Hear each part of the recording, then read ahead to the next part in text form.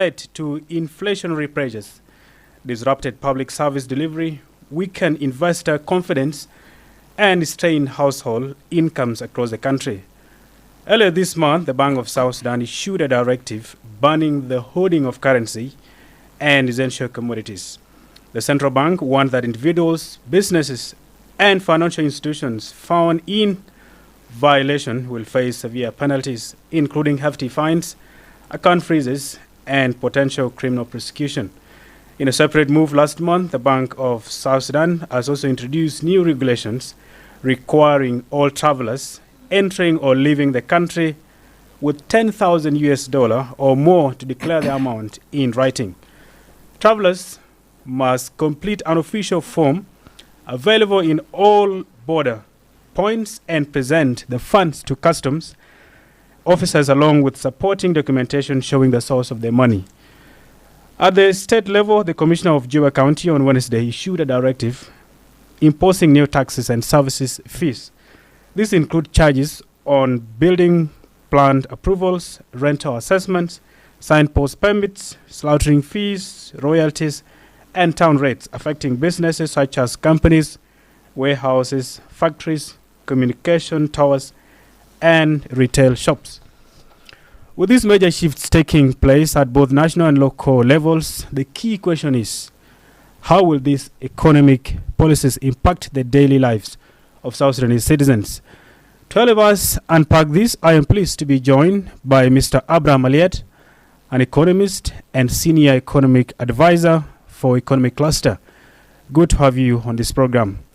Next is Mr. Stephen Omiri, a certified accountant, macroeconomic analyst, and CEO of iRadio, iMedia. Good to have you, boss. Generally, on the understanding of this particular crisis happening in the country, what are the main causes of the current currency liquidity crisis in South Sudan? We begin with you, Mr. Maliat. Thank you very much for hosting us in this crucial moment in our country. The topic is of course, of the day. Liquidity normally is a function of circulation of the economy. When you inject money, you expect that that money will turn around to make more money. But when there is no liquidity, it means that you're going to face something we call a stagnation. You're not going to have more money coming in. The money you have would definitely be used into. Now, what brought this about is it looks like there is a distrust between the bankers that are banking in the private banks and the depositors, because they have realized that when you put your money in the bank and you want to withdraw, you don't get the money. And then the banks themselves, the private banks, they seem not to be selling the product that attracts people to put their money, to deposit their money into the bank. And hereafter, people begin to hold their bank money outside of the bank because it is safe for them, they think so. If I keep my money back home, or I dig a hole or a well or whatever it is and I put my money in, it's safer because I have access 24/7. Whereas in the bank, in the private bank, it is very difficult to get. These days it went down to 50,000 or 100,000 for that matter. So the liquidity actually is a function of economy that is moving. But when the economy is stopping, it's stagnant, it's not moving, so everybody withhold their money because they think it's safe to keep your money outside the bank. So that's one thing. The other thing, we have learned recently that our money is trading outside the borders. Bulk of money, according to some reports, it is actually trading in some part of Sudan. Darfur particular. Because it looks like the war between the parties in Sudan has affected some part of it. So they're not reaching the Sudan currency. Therefore, they opt to the nearest currency, which is SSP, the South Sudan pounds. So majority of it goes to those areas, and it is not coming back. The third element, there is no coordination between the national and the states all the monies that are sent to the state, they never come back. Because, usually, the trading is you invest, you produce goods, you sell them. When you sell them, you make money, and money goes to finance. This is not what is happening. We get money here in the center, we send them to the states. The state never bring it back because there is nothing to buy so that the money can come back. Money always goes through the goods and services. Now there is no goods and services between the states and the national. Therefore, all the money you send to your hometown, to your village, never come back. It remains there.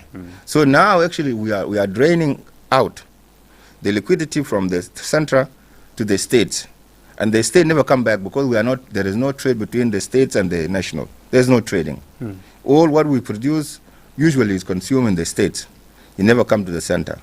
Now, the trading we're having between us and Uganda and Kenya and other countries is more robust, is more effective, is more ongoing than us ourselves between the state and the state. So that's another thing also have drained the currency. So all the liquidity is there in the states. Even the smaller note like 10 pounds, 5 pounds, they still exist in some part of the country and they are operating. So there's the three things I believe. There may be many other things which may not be necessary now, but I think these are the main challenges that are not allowing the country to have liquidity in national. Thank you. Thank you, Abraham. Mr. Stephen, Abraham has emphasized on those three major reasons that you see are the reasons or are the factors behind the currency liquidity in the country. What can you add on that? Thank you, and it's my pleasure to also be with the economists here.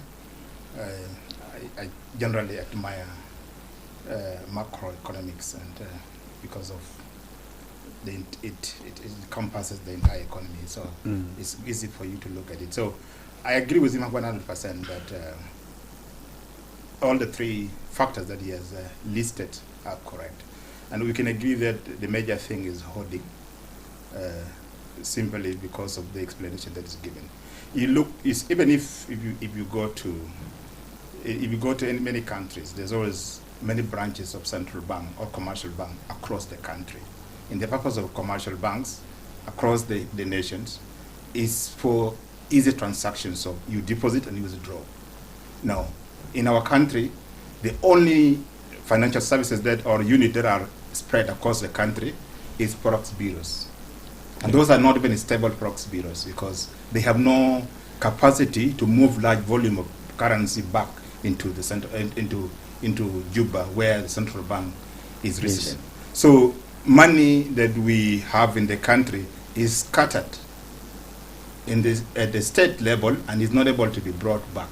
And so if the money is not in circulation generally, or is trading in a very narrow economy, then you will have issue of liquidity, and so hoarding is a major. The other thing also, assume when people wake up in the morning, they go to Juba town to work, and then in the evening they go back homes.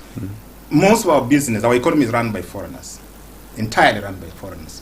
So even if foreigners they came to South Sudan in the market, but where are they doing where will they retire? They will retire in their home countries. Yes. So even if they are doing businesses in SSP, and they want to buy dollars so that they can repatriate the dollars back to their own countries. True. So in most of the time, even if they have huge volume, they will now hold the SSP with the mind that they need to buy dollars that they can repatriate, because they will not repatriate pounds. So a lot of money, that is the biggest issue that we are having.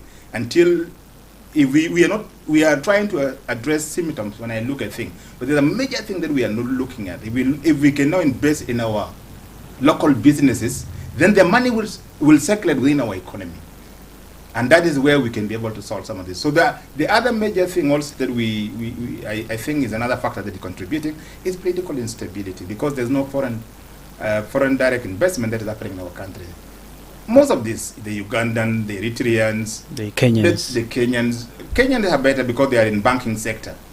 But the hotels, these are small businesses that are really not a direct, foreign direct investment. Yes. They are current businesses that can be run by locals, but they are run by, so what the type of business we are doing is really a petty, And all the thing is affected because we are having political instability. So somebody who have billions of dollars or will not want to come and invest here because chances of them losing that money is very high.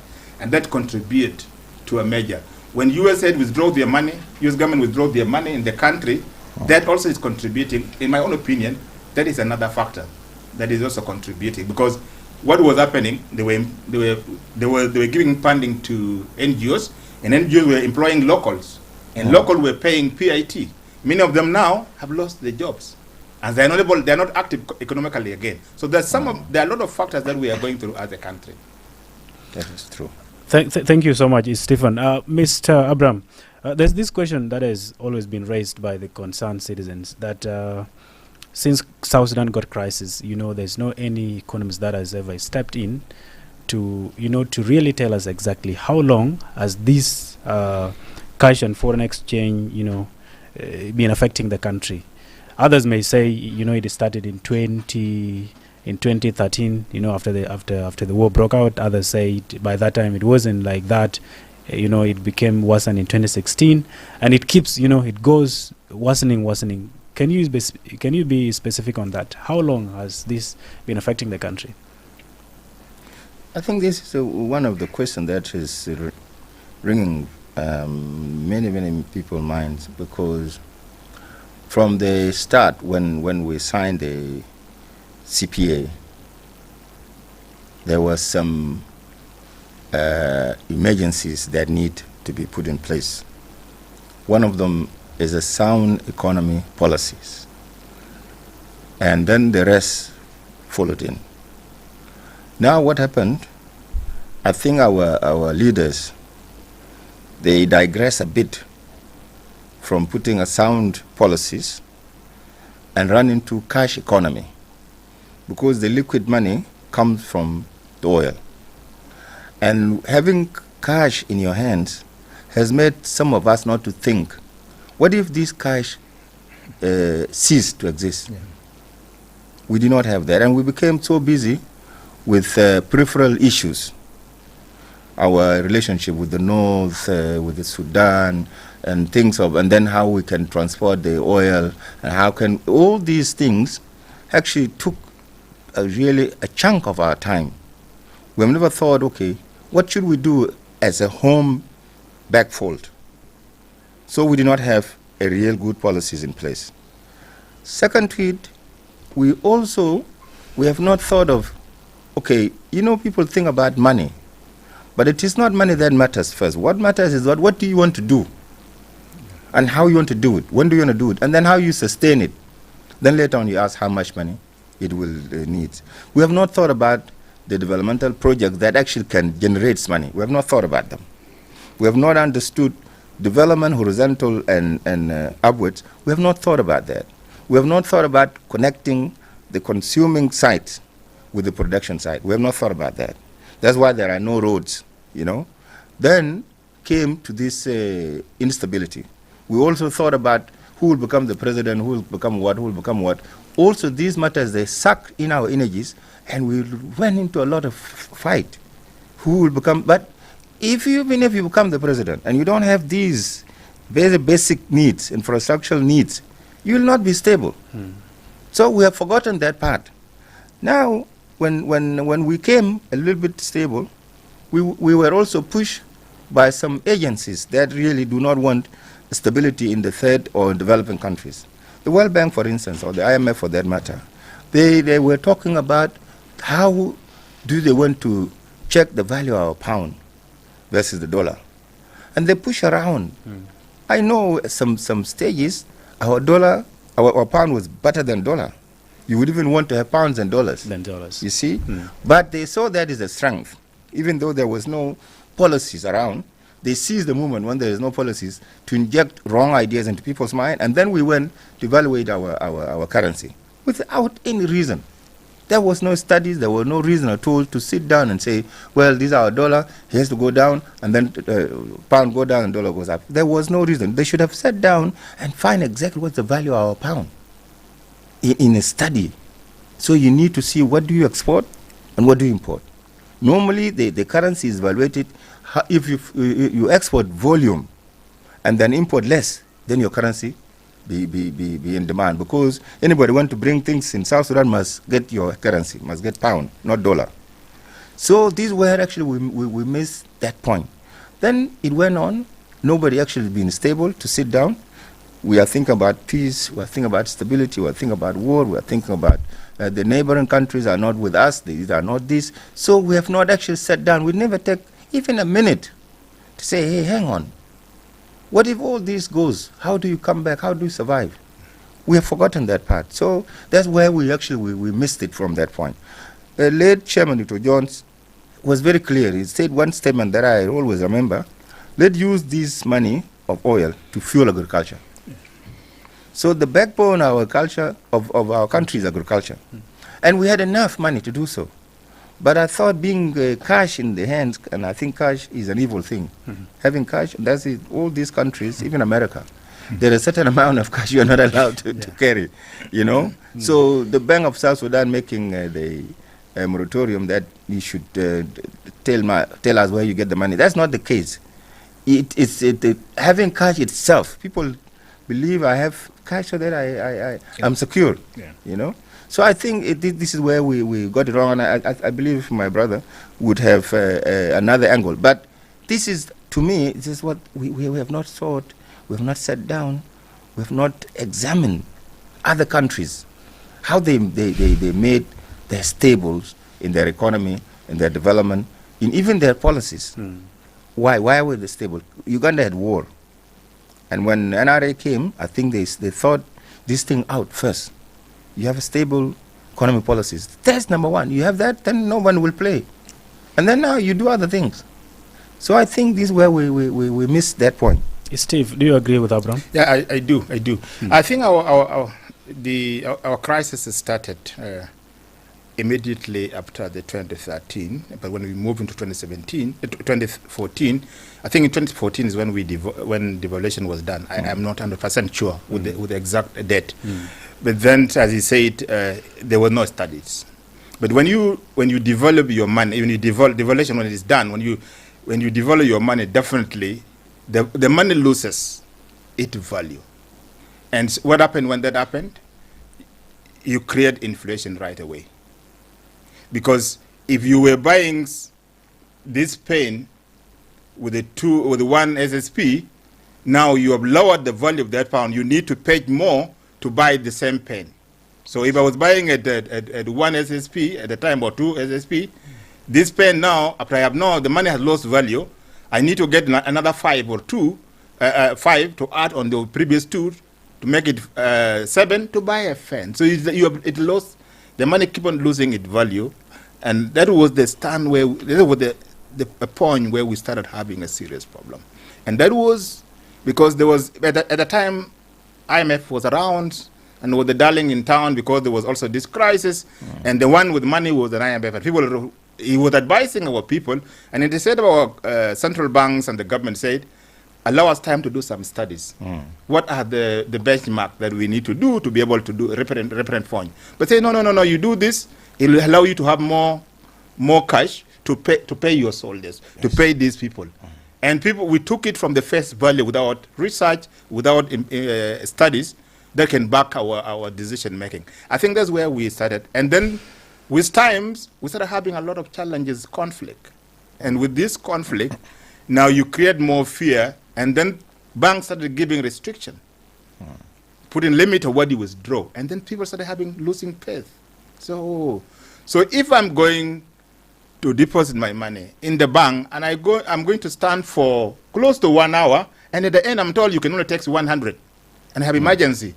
Why do I have all this crisis when I can just keep my money in the house and just get it anytime I want it? So that is where things, and then the government and the bank did not work together to actually come up with incentives. Because when I moved back to Juba in 2011, I came from school and was able to go to Equity using my salary. Yes. And I borrowed $8,000. I was credit worth at the time.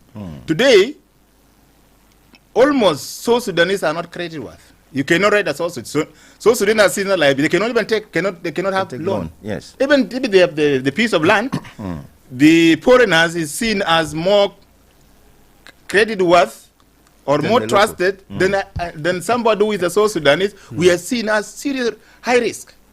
True. And that's where I think that's where we started having loss in face. So what the economy is saying is very correct, and we mess it up because we assume that we have the oil, and the oil will continue to flow, and the dollar will be there with us. Do everything. So planning was not part of our thing. Now we started planning. We coming with the firefighting policies, and they're not working, and that's why we're having a serious problem in the country.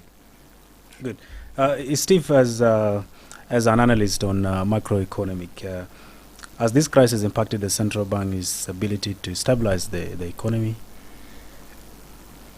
That's a hard question, but I strongly believe the data show that central bank has failed to manage the inflation. They have managed to solve the issue of the liquidity, and because of I was listening to some economists the other day, and he said when fiscal policy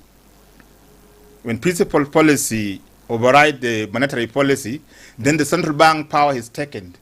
Independent central bank no longer work anymore because the government take over. Because central bank is supposed to be independent yes. And now use the tools available at their disposal to be able to manage the flow of the supply of money in the market.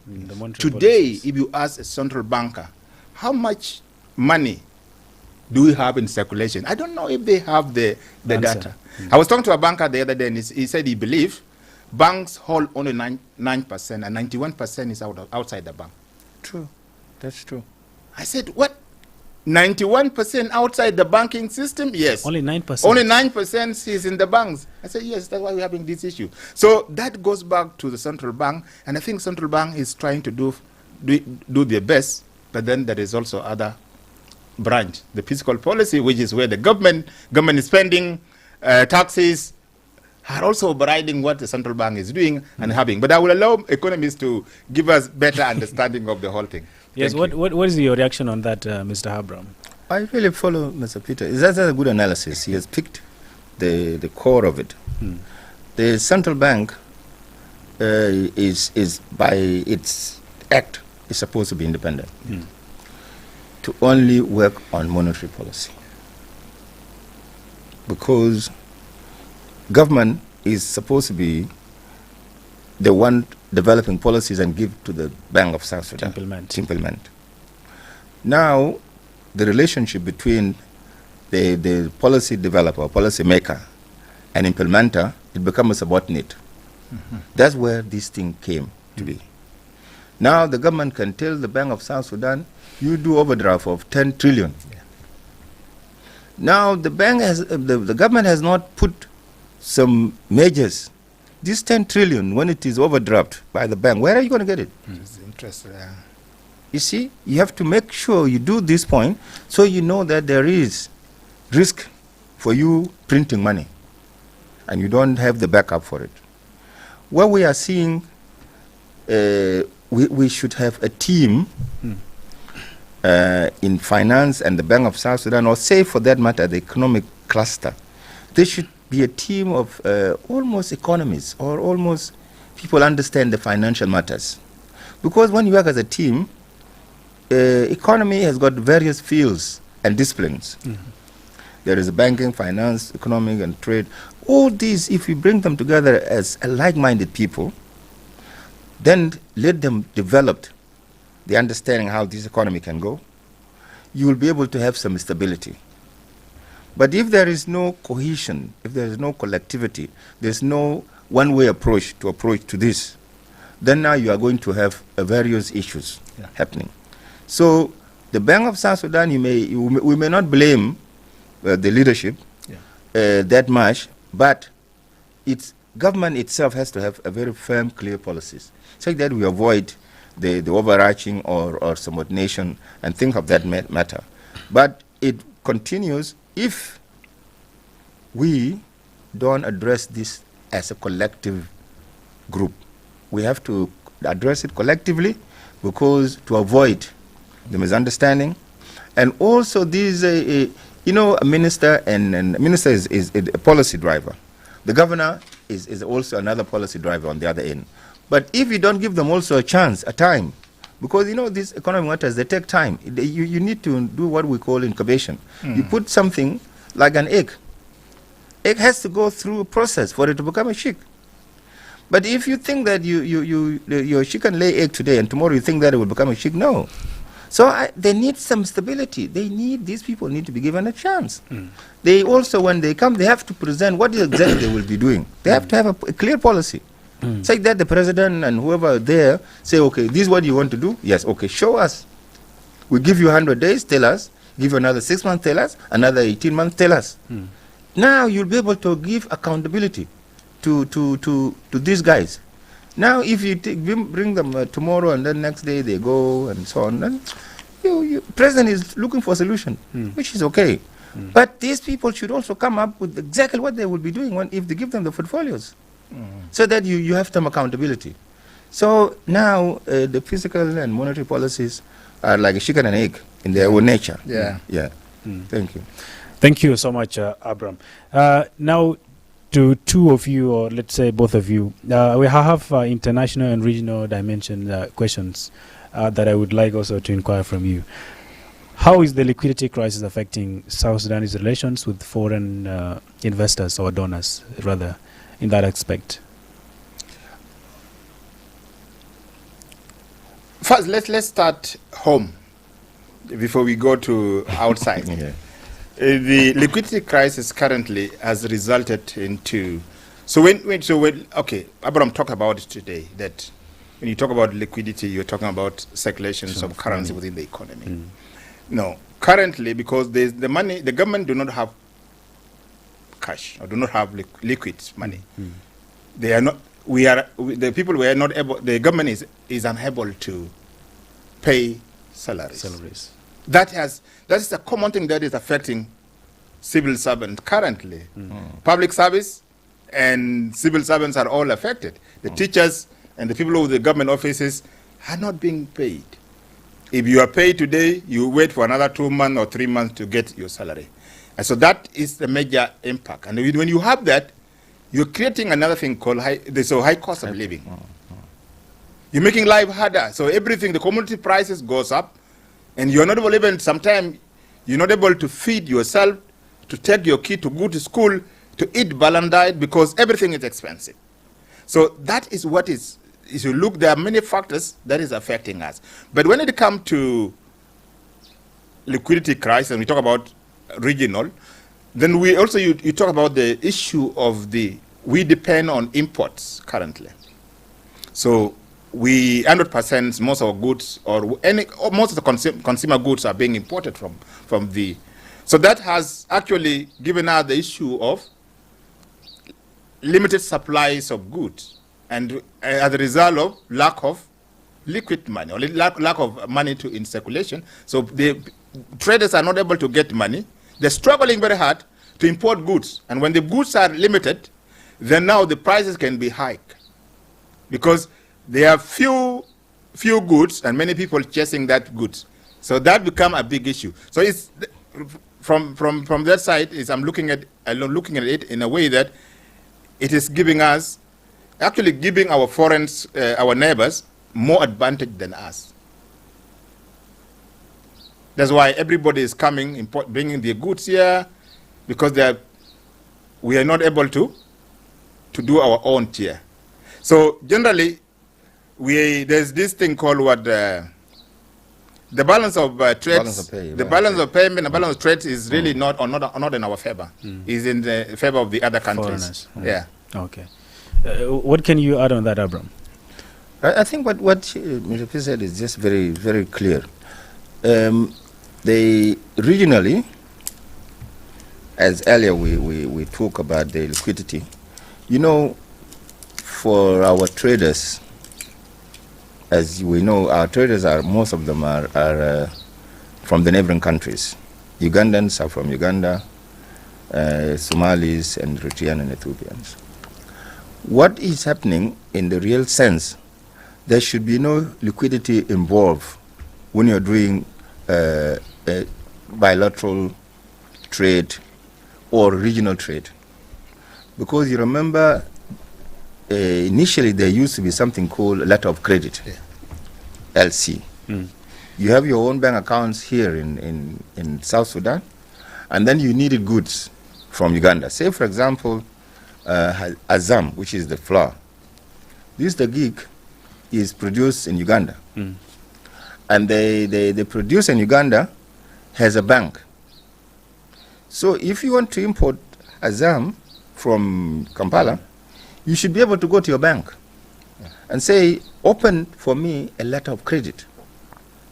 I want to import this much of Azam. Now your bank, you also contract your supplier of Azam in Kampala to go to their bank. So it is now between the two banks. And the balance of trade that he was saying, that the balance of payment goes there. You don't see cash involved, there's no liquidity involved, but between the two countries we do have accounts, payment. So now the goods will come here in South Sudan, will arrive to Juba, you go and clear your goods. Because you have already bank money, your account is full of that much money you bring in. So the idea of liquidity do not fish us here.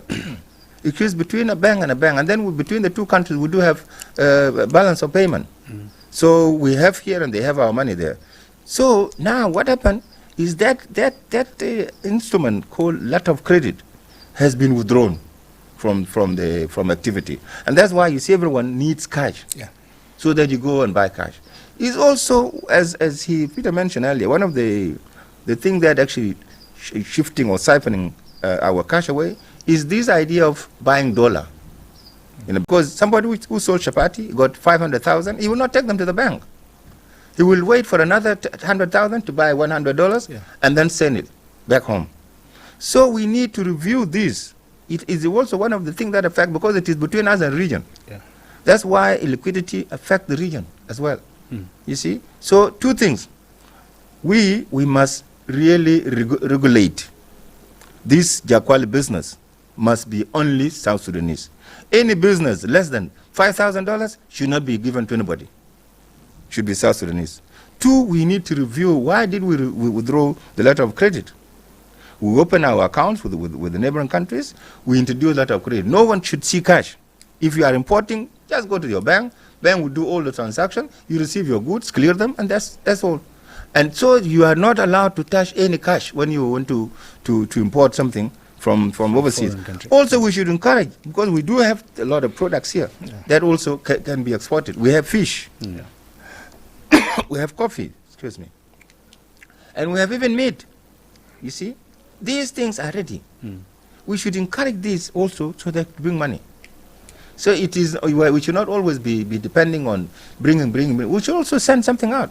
And what we have here, well needed. This fresh fish or dry fish, it goes all the way to Europe. You know? It is just we have not sat down and then say, hey, who will do this better? And then we sit there and do it. This takes 6 to 18 months, I'm telling you, we can turn around this economy. If we sit down. Thank you, Abraham. Before we jump to another topic, what are the structural reforms that are needed to prevent future shortage of currencies? You are both experts in this sector. What do you think are the reforms that should be structured now? For me, reform, we have been thinking about it. Let me make myself clear here. Reform that imposed by a foreigner will not work. You know, the IMF, the World Bank, the peace agreement, what they are imposing the regional bodies. Yes, they are imposing reform on us. And the version of the reform they wanted is not what we're looking at. That's why you see there is resistance. Completely. People now are saying, oh, you should reform, you should reform. I have been telling them, what do you want me to reform? Because the version of reform you wanted is not what I want. I have my own version as a citizen of this country. I need to reform myself first. Don't impose it on me.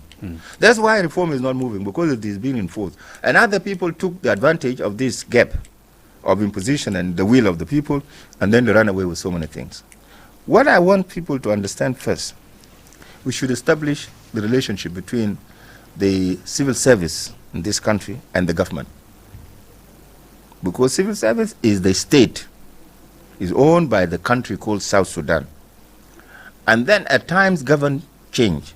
There will be an SPLM government for the next 100 years. Then after that one, there will be another government comes. So government changes. But the services that are provided by civil population remains as part of the state. So we need to make that clear.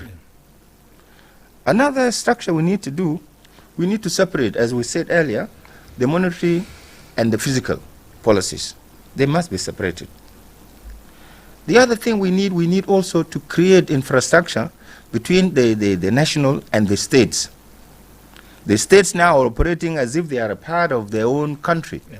Some of the governors of the state, they are not governed by Juba. They operate al kefum.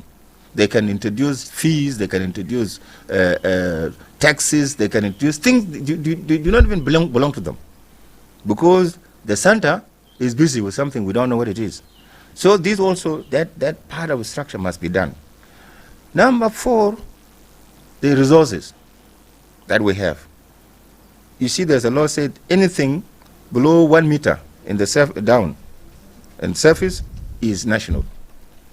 Now people are even digging gold, oil, uranium, copper.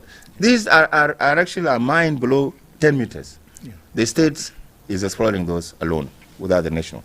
So these resources of mineral must be nationalized. They must be part of the national. Then now it is national that makes policies that when a production is made, the soil is made, monetizing them, commercializing them, then now the state can be given a percentage like what they do to the oil. Yeah. This also something need to be structured. Number 5, and I think is the one, agriculture. As you see, I've been telling some people, the Minister of Agriculture and Food Security, they don't have a farm to demonstrate to the farmers saying that this is how you plant crops called cassava. This is how you do the groundnuts. There should be demonstration. So our people were not, yeah, we are agrarian. We do what we farm to but we have not thought of commercializing it. Commercialization of the farming is a government initiative. So they encourage and then bring tools. There's so many times that they brought tractors, 1,000 of them. But now if you go to some places, they are rotting there. Yeah. Why do you do that? You bring those and then you go to the farming yourself. So you see people. Yeah, demonstrate it. So people say, okay, you come and I will show you how to do groundnuts. I show you how to do sorghum, so how to do maize. These are the structural adjustments we need ourselves. These are the reform because they are practical. Our people are practical. This is what we really need. We have also tourism. Yeah. Tourism needs to be transformed from what it is now to really what bring money. It needs a little bit of structure, restructuring. These what we call the zones that are a national park must be demarcated and given to the national. Local people should not interfere with that. You see, Bandinglo here, people are making some row about it. It's ours, it's ours. No, it's not yours. It's national. Now national should manage it so that the local people benefit. Yes, there is always a benefit to local people. You see, we should also introduce industry. Just mind you, now we import soap. Sabun and sagayari. Why do we import it? We import paper, and we have got papyrus here. Ashabanila Katir.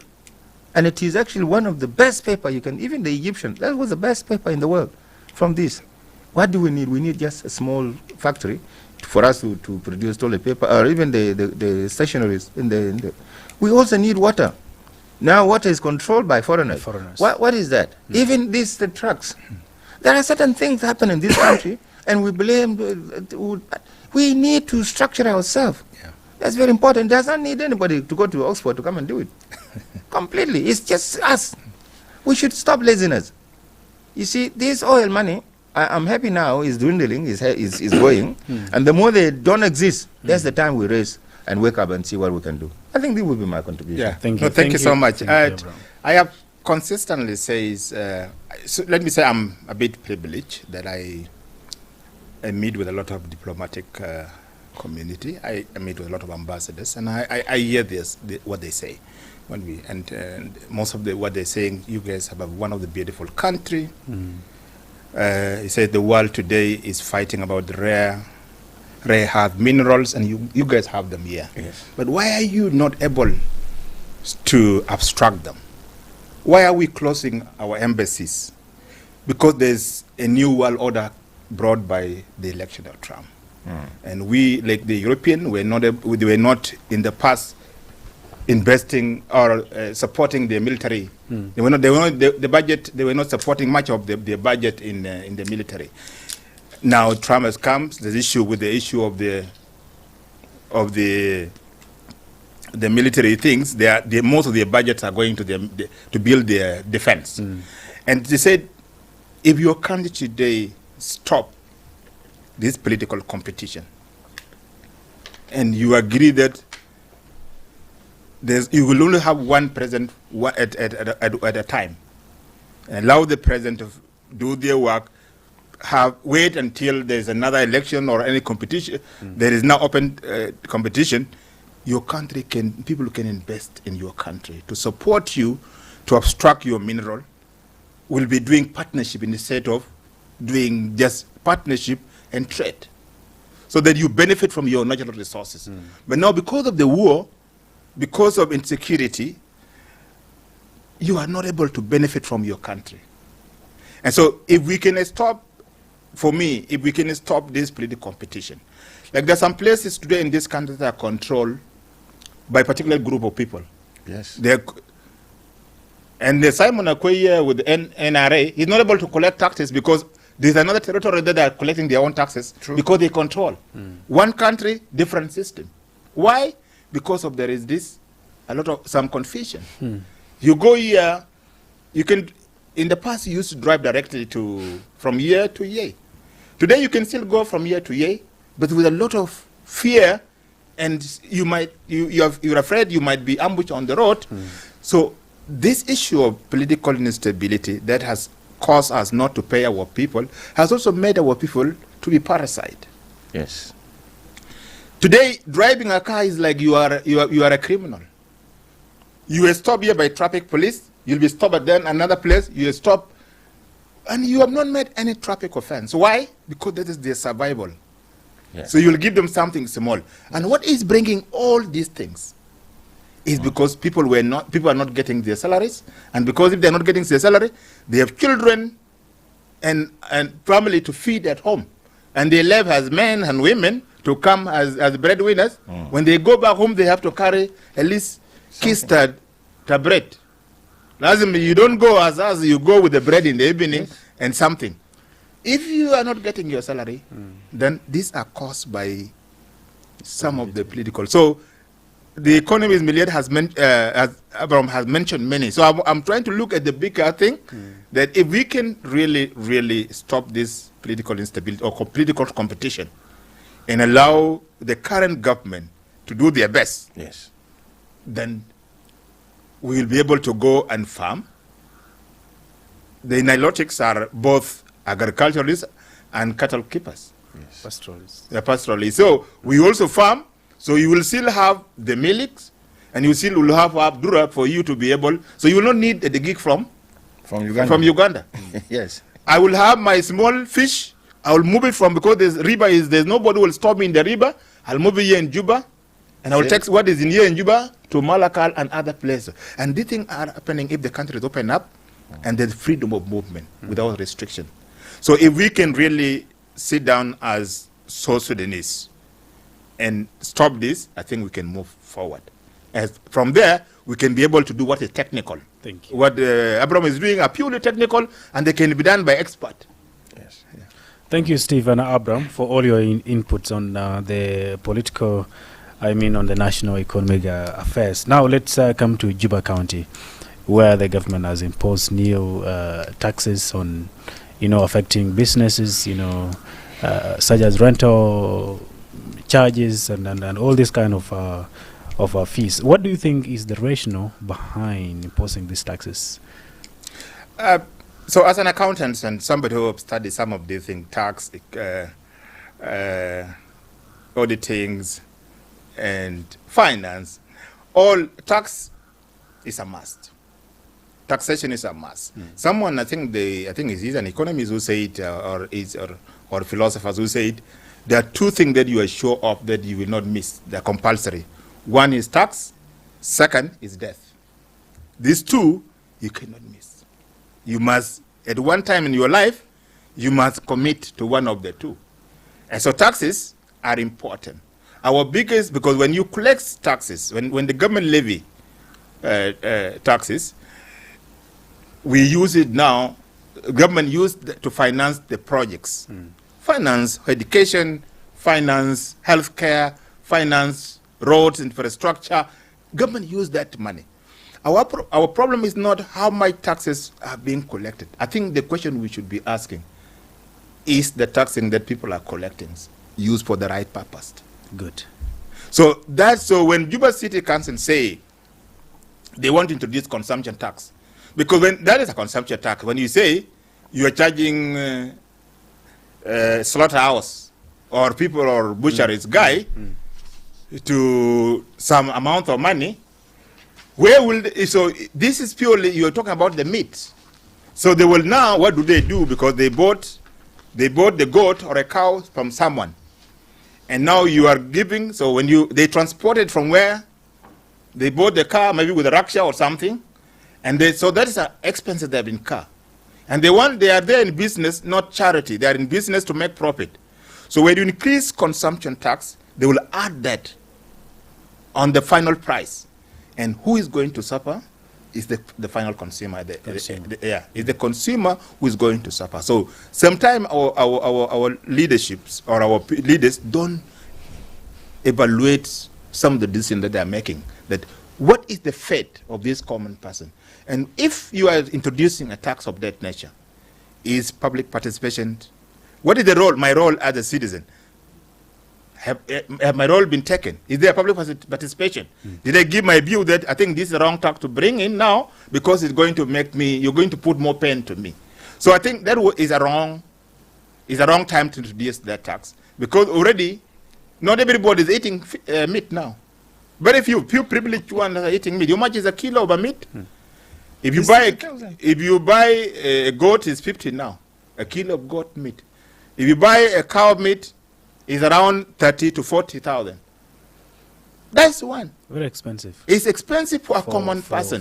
A salary of a soldier. My younger brother is a private. His salary is 36 to 38,000. He cannot buy a kilo of goat.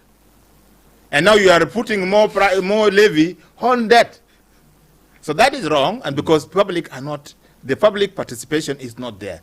The views of the publics are not in. So leaders bring this, and that's why you see this flat building around the country. You cannot say there's no money and the people building these houses. Those are money that we collect, and it goes individual to invest in their own. And so I think it's a wrong tax to be introduced now, and I think there's a need for consolidation of taxes. I think the national government and the state government need to work and harmonize these taxes and define clearly which tax should be this, and which tax should not be introduced now because of the situation we find ourselves in. So for me, I don't welcome that tax, in my opinion. Thank you, Steve. And this now goes to Mr. Abram. You are someone that is close to the economic cluster, as you mentioned, an advisor to that particular sector. We need to know from you if there was any public engagement that was made by the Central Equatorial Government in regards to that, or they just did it, as out of the administration, as you mentioned earlier, that there are some states that are now operating, of their own. They don't do what the central government or the centralized government, requires them to do. Thank you. Let me just go back a bit. You remember a couple of weeks ago, the National Revenue Authority issued a circular in which they are demanding door-to-door tax collection. And it is you here in the iRadio, you call some of us.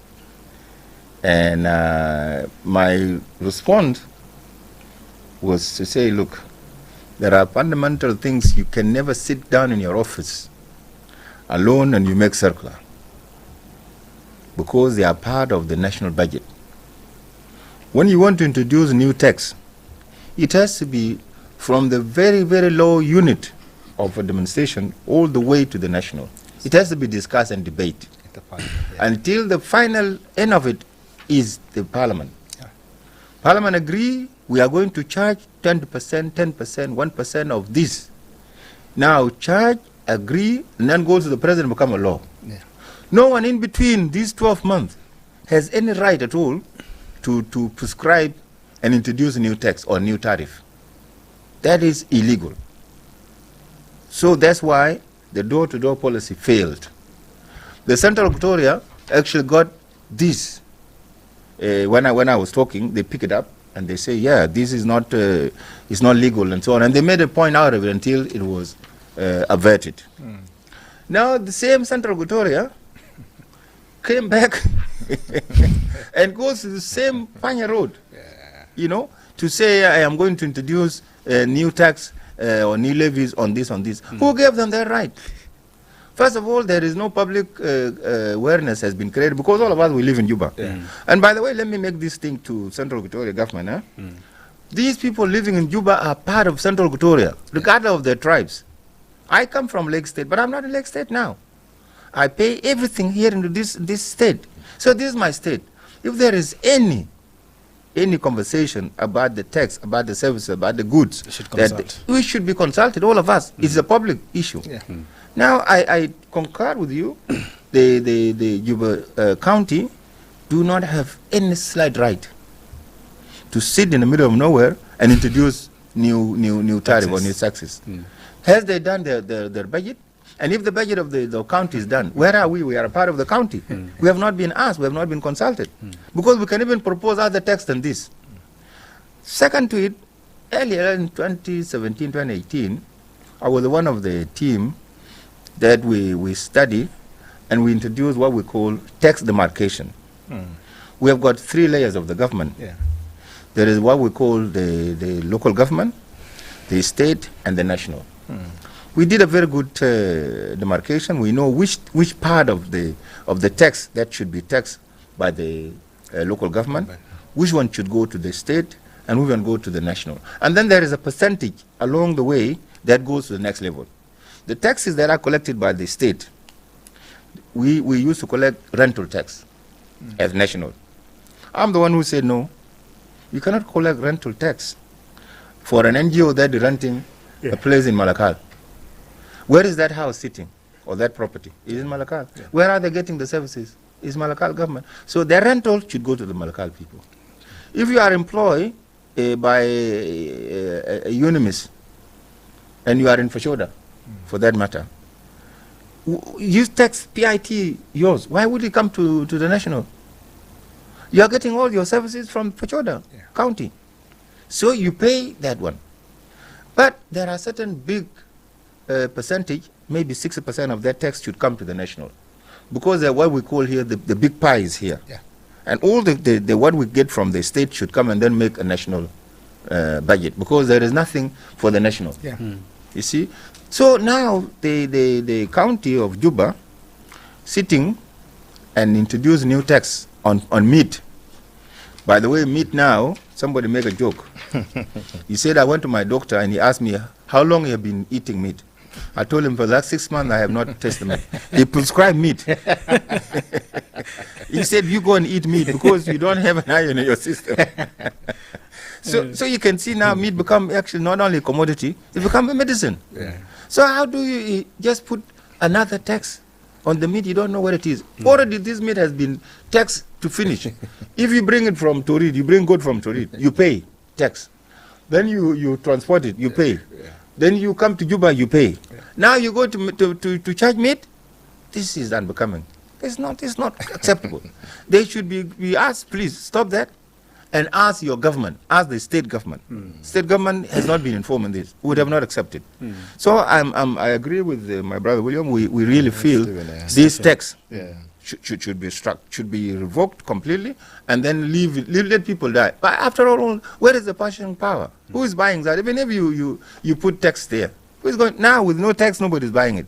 If you had more money, you are now chasing these guys who are the butcheries out of the market, because they will not, nobody will buy the goods, and then the goods now will perish, and when they perish, they will be chasing away. So you better leave them with small amount they can give you, and then keep that until when we become prosperity country, you can introduce whatever you like.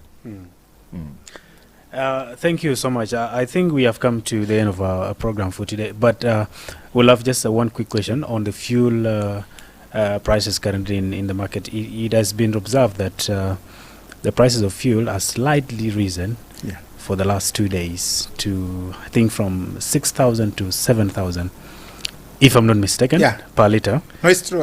We all drive. Yeah. Yes, it's good that I'm also talking now to the drivers. What do you think are the key factors driving to this increase currently? Again, it's just a basic how the market works.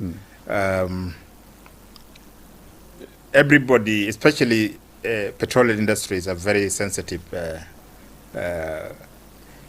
industry to the prices and the behavior, to the exchange rates in the market. So because most of the things are not, we do not have refineries in the country, so they import things from outside. So dollar also is up now from 58 to 60 to 60. So there's 20,000 increase.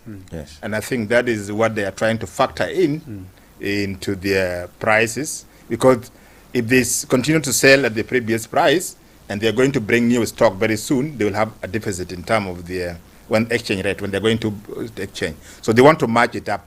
The only challenge with the petroleum companies are all, they always ahead of game. The increment is a bit more than what is the market expect. So I think it's because of the behavior of the exchange rate in the market that they are able to raise it.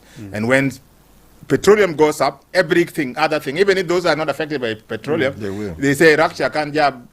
I brought my gold with Raksha, or I brought my greens, vegetable with Raksha fi Jibalado.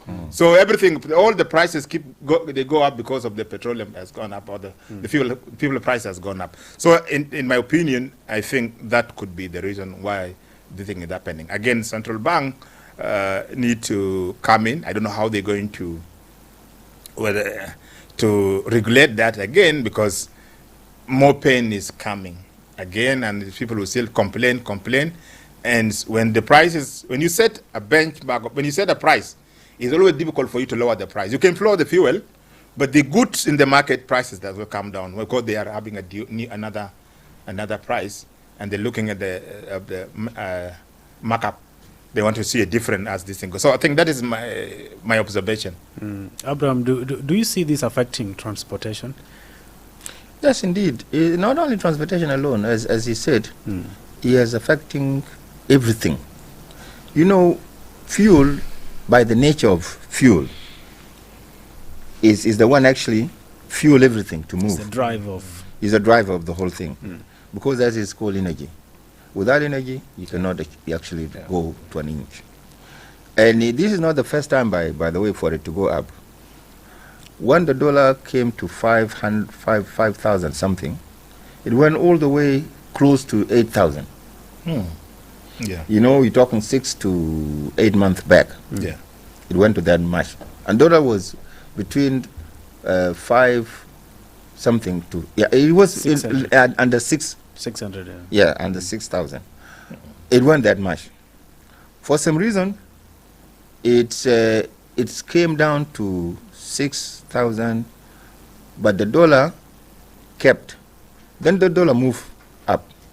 I think this is the movement in 6 months movement for it to go back. Now, what is going to be the real problem?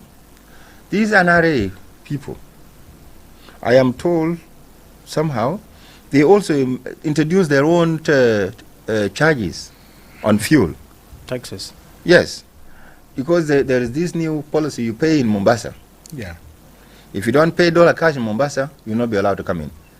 Now getting dollars here is a big problem. So that has made a lot of trucks to wait. And the waiting period affect the flow of fuel here. The fuel supply will drop. Once it is dropped, these fuel stations, they are here to take advantage. So when 3, 4 trucks come in, instead of 10 trucks, now what they will do, they'll take this as a scarcity. Yeah. And they will raise the price. The prices. You see? Sure. Because they are waiting there to be cleared.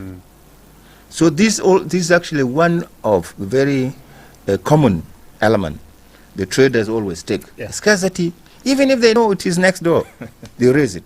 Yeah. And that need to be looked into properly, because that's why the idea of having a refinery as one of the special projects, and I really act the Miss Adu, the special envoys, to take this refinery as her number one. Because when we have refinery, we are going to actually to reduce these problems of economy by 30% immediately. And even this small money, do you think that will not buy something? They will have a value. Yeah. You see, will have a value. So fuel is going always to be the fuel or the generator or the dynamo that fuels things up. Now in South Sudan, it is known. When it goes up, it never comes down. This is the law of physics that I never had before. Everything goes up, must come down. But South Sudan, prices goes up, they never come down. Now the water now, you used to buy 1,500, now it's going to be 2,000. And until you're not going to come down. It will be there. Even if the dollar goes below 400, it still be there. So these are new money for themselves and their families. So I think I will just appeal to our leaders to remain